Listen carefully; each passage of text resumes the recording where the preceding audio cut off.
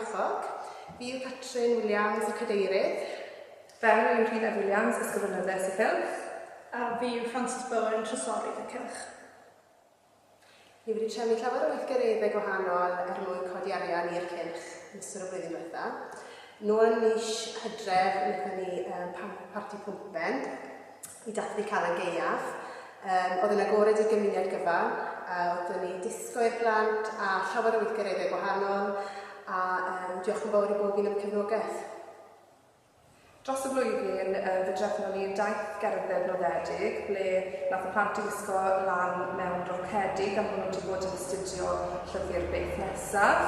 Fi o'n nhw'n cerdded o gwmpas y pentre, yn galw gyda'r cymdogion lleol yn casglu arian, a oedd yn cael ei ddefnyddio at adnoddau i'r cylch. Fel trysorydd, dwi wedi llwyddo i ennill 2 grant i'r mudiad meithrin blwyddyn yma, un o sustainability a un o mudiad meithrin. Ni'n defnyddio'r arian yma i datblygu ei ardal tu allan. Yn ystod y blwyddyn diwethaf ni'n codi dros 3,000 drwy amrywiaeth o weithgareddau gynnwys sêl cest car, gwerthu cardiau nadolig mae plant wedi creu a cynllun per bonus. Fel ysgrifennyddau y cylch, dwi'n sicrhau taw iaith bennaf y cylch yw'r Gymraeg. Dwi'n gwneud yn siŵr bod y llythyron yn mynd adre'n ddwyieithog gan bod llawer o rhieni gyda ni iaith gyntaf Saesneg. I ni wneud yn siŵr bod ni'n marchnata'r cylch ar tudalen Facebook yn ddwyieithog.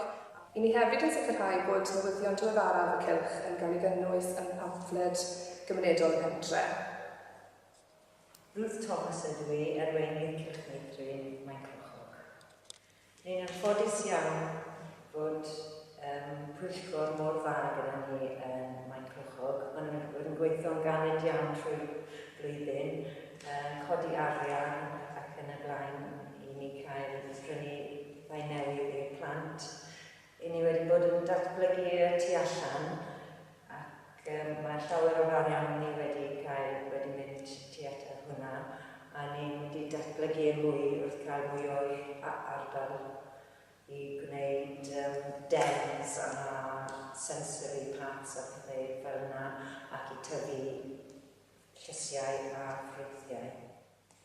Rydyn nhw'n gweithio'n dda fel tîm, mae pwyllgor yna trwy'r amser os mae eisiau help arno ni, neu os mae eisiau angen staff yn meithrin.